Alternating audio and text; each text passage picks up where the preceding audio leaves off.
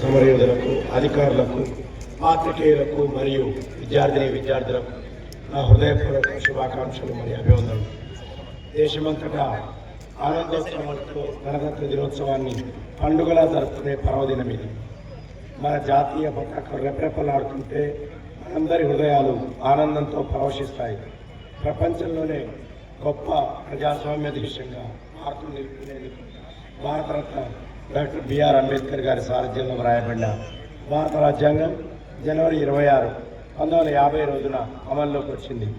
ఇలాంటి పర్వదినాన దేశ స్వాతంత్ర్యం కోసం పోరాటం సాగించిన అమరవీరులకు, రాజ్యాంగ రూపకర్తలకు ఈ సందర్భంగా జోహార్లు అర్పించుకున్నారు. ఈ సందర్భంగా జిల్లాలో అమలు చేస్తున్న వివిధ అభివృద్ధి పథకాలు, సంక్షేమ కార్యక్రమాల ప్రగతిని మీకు వివరించడానికి సంతోషిస్తున్నాను. మహాలక్ష్మి మన జిల్లాలో ఇప్పటివరకు ఆర్టీసీ బస్సులలో 1,90,00,000 మైనా ప్రయాణికులకు 102,79,00,000 రూపాయలతో ఉచిత ప్రయాణం కల్పించలేదు.